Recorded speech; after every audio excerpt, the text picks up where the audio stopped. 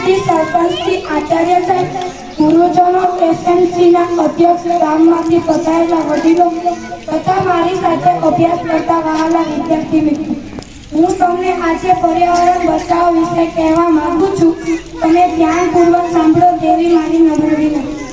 વિદ્યાર્થી મિત્રો, આપણે બધાને બે પરિવાર છે. આપણો પહેલો પરિવાર આપણા માતા પિતા ભાઈ બહેન અને આપણો બીજો પરિવાર આપણું પર્યાવરણ. આ બંને પરિવાર આપણા માટે ખૂબ જ મહત્વના છે. એક પરિવાર કે જેના માટે આપણે જીવીએ છીએ અને બીજો પરિવાર કે જેના કારણે આપણે જીવીએ છીએ. મિત્રો, આપણે 50,000 નું એસી લગાવશું પણ 50 રૂપિયાનો વૃક્ષનો છોડ નહીં લગાવશું અને પછી કહેશું ગરમી બહુ વધી ગઈ છે. હોસ્પિટલમાં થોડીક ક્ષણ ઓક્સિજન આપનારા ડોક્ટર્સને આપણે ભગવાન સમજીએ છીએ, પણ આખી જિંદગી મફતનું ઓક્સિજન આપનારા વૃક્ષોની આપણે કદર જ નથી કરતા. આમ તો દરેક વસ્તુની કિંમત સમય આવે ને ત્યારે જ સમજાય. જુઓ ને, કોરોના કાળમાં ઓક્સિજનના બાટલા માટે કાળી બજારી થવા માંડી. મિત્રો, આપણે એવા છીએ કે લાકડા કાપીને તેના પર આગળ બનેલા પર તેના પર લખીએ છીએ વૃક્ષો બચાવો, સેવ ટ્રી. આ ખૂબ જ હાસ્યાત્મક અને ગંભીર બાબત છે કે આપણે આવું કરી રહ્યા છીએ. મિત્રો, આપણે એક વોટ આપીને સરકાર તો બનાવી લીધી, પણ હવે આપણે પર્યાવરણને મજબૂત બનાવવાનું છે. જેમને પોતાનું વાહન છાંયડામાં રાખવાનો શોખ હોય તેને એક વૃક્ષ વાવવાનો પણ શોખ હોવો જોઈએ. મિત્રો, આપણે ફેસબુક અને ઇન્સ્ટાગ્રામમાં ફોટો મૂકવો કરતા વૃક્ષ વાવી જુઓ. વાદળોના ટોળા આવશે લાઈક કરવા અને કોમેન્ટ કરવા માટે વરસાદ આવશે. વૃક્ષો हमारी मित्र है, वृक्ष हमारी शान है. पेड़ की रक्षा करो, वही हमारी शान है. बहुत हुई नादानियां, अब हमें ये समझने का प्रयास करते हैं कि दिया है जो प्रभु जी ने, हम उसका धन्यवाद करते हैं. नई सदी ये पूछ रही काम क्या करे, धरती कह रही सिर्फ पेड़ लगाओ. आभार.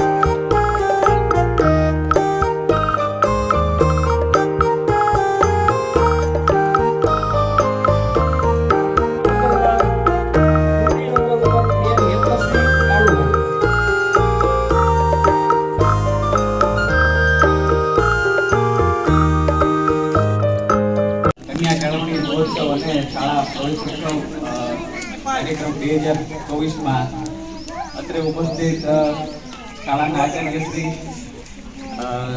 મુંબઈપરા ગ્રામ પંચાયતના સરપંચશ્રી, અમારા લાયસન્સ અધિકારી શ્રી ગૌરવભાઈ, આ સાથે ઉપસ્થિત શિક્ષકગણો, ગ્રામજનો, વાલીઓ અને જેના માટે ખાસ આપણે આ કાર્યક્રમ કરી રહ્યા છીએ એવા આપણા પ્રવેશ મેળવી રહેલા વાલા બાળકો અને વિદ્યાર્થી મિત્રો, આજનો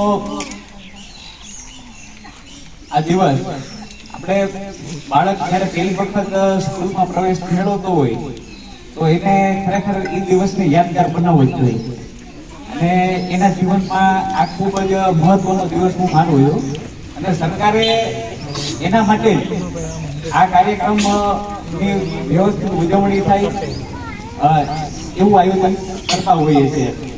સાથે સાથે આ કાર્યક્રમથી કન્યા કેળવણીને પ્રોત્સાહન મળે, સ્કૂલમાં એનરોલમેન્ટ વધે, ડ્રોપ આઉટ રેશિયો ઘટે અને સાથે સાથે શાળાની જે કામગીરી છે એનું પણ મૂલ્યાંકન થાય એવા હેતુથી આપણે આપણા કાર્યક્રમની ઉજવણી કરી રહ્યા છીએ. અહીંયા હું આવ્યો તો મને થોડીક માહિતી આપેલી છે કે કેટલા પ્રવેશપાત્ર વિદ્યાર્થીઓ છે. કુલ 23 બાલવાટિકામાં અને ધોરણ 1 અને 9 માં કુલ 29 કુમાર અને કન્યાઓ પ્રવેશને મેળવવા પાત્ર થઈ છે. હવે આ તો બધા વાલીઓ અહીંયા ઉપસ્થિત છે, બધા વાલીઓની ખાસ આપણી જવાબદારી બને છે કે આમાંથી ગામમાં કોઈ પણ જે પ્રવેશ પાત્ર છે એ ક્યાંય શિક્ષણથી વંચિત ન હોય. મહિલાઓ જે આપણે બહેનો પણ બેઠા છે એમને પણ વિનંતી છે કે કોઈ આપણા ગામનું બાળક છે એ ક્યાંય પણ શિક્ષણથી વંચિત ન રહે એ જોવાની જવાબદારી આપણા બધાની છે. બીજું એક વસ્તુ ધ્યાનમાં દોરવા જેવી બાબત એ છે કે આપણે સ્ત્રી સાક્ષરતા દર અહીંયા 53% જેટલો બતાવ્યો છે. એ શું દર્શાવે છે? તો ખાલી 53% સ્ત્રીઓ જ અહીંયા સાક્ષર મુકત કરાવે એ ખરેખર આપણા માટે ચિંતાનો વિષય છે. સમગ્ર ગુજરાતની આપણે જો વાત કરી તો ગુજરાતમાં 69% મહિલાનો સાક્ષરતા દર છે. 69 ની સામે આપણું તો ગીર સોમનાથ જિલ્લો તેનાથી પાછળ છે. મહિલાઓ બહેનોને પણ મારે થોડોક આગ્રહ છે કે આ વિષયમાં પણ આપણે કન્યા ઉપર ખાસ થોડું ધ્યાન આપવામાં આવે અને એમનો ક્યાંય પણ પ્રવેશ વંચિત ખાસ આપણે ધ્યાન આપીએ. અને બીજું ખાસ ખાલી પ્રવેશ મેળવવાથી પૂરું નથી થઈ જતું. પ્રવેશ મેળવ્યા પછી કોઈ આમાંથી ડ્રોપ ન થાય એ પણ આપણે જોવું પડશે. ફરીથી આપણે જે બાળકો પ્રવેશ મેળવી રહ્યા છે બધાને વિનંતી કે આપણે તાળીના ગળગળાટ સાથે બધાને પ્રવેશ અપાવીએ. બાળકો માટે તાળી બની અને મને પ્રસંગમાં ઉપસ્થિત કરવા મને આવકાર્યો અને મને આવકારવાનો પણ મોકો મળ્યો એના માટે સૌનો ખૂબ ખૂબ આભાર. ભારત માતા કી જય, વંદે માતરમ, જય જય ગરવી ગુજરાત. શિક્ષા અભિયાન અંતર્ગત 21 વર્ષથી આપણે આ કન્યા કેળવણી અને શાળા પ્રવેશ ઉત્સવ કાર્યક્રમ ચાલુ કરેલ છે. આ 21મું વર્ષ છે. આ તકે આપણા ધંધુકપરા પ્રાથમિક શાળાના પટાંગણમાં વધારેલ ઉત્તરાપાડા ચીફ ઓફિસર નગરપાલિકાના તે મકવાણા સાહેબ તથા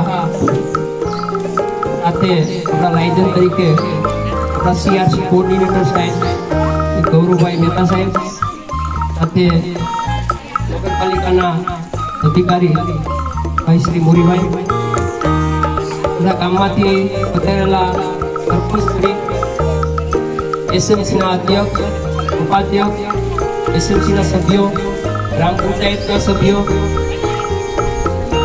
માતાઓ, બહેનો, વડીલો અને યુવાન મિત્રો, આપ સૌ આપણો જ આ કાર્યક્રમ અને આપણા ગામના નાના ભૂલકાઓને આપા પગલે પાડી અને સ્કૂલની અંદર પ્રવેશ અપાવી અને સતત સાહેબે કીધું એ રીતે આપ સૌ ફરી પાછા કોઈ ડ્રોપ ન થાય યાની કે ઉઠી ન જાય વચ્ચેથી એ જોવાની જવાબદારી આપણા સૌની છે, ગામની છે અને સાથે સાથે અમારા શિક્ષક પરિવારની પણ છે. આપણે એક ખાસ ધ્યાન રાખીએ બાળક વચ્ચેથી ઉઠી ન જાય અને વાલીઓને પણ વિનંતી કે બાળક છે ગેરહાજર ન રહે બને ત્યાં સુધી. ભલે ઘરનું કામ હોય તો એ આપણે મોટા 6 થી 8ના વિદ્યાર્થી હોય તો વહેલા આટલું દેવું હેલ્પ કરવા લાગે તો, પણ બને ત્યાં સુધી ગેરહાજરનો પ્રશ્ન છે એ વધારે રહે છે. ગેરહાજર બાળક ન રહે એ ખાસ વાલીઓ પણ કાળજી રાખે. અને આ તકે આપ સૌ અહીંયા અમારા આમંત્રણને માન આપી શાળા પરિવાર વતી અને આપ સૌ પધાર્યા અને કાર્યક્રમને દીપાયો એ બદલ આપ સૌ હું ખૂબ ખૂબ શાળા પરિવાર વતી આભાર વ્યક્ત કરું છું. અહીંયા આપણો આ કાર્યક્રમ છે શાળા પ્રવેશ ઉત્સવ એ પૂર્ણ જાહેર કરીએ છીએ. હવે પધારેલા મહેમાનોને વિનંતી કે તેઓ વૃક્ષારોપણ કાર્યક્રમ તરફ આગળ આવે.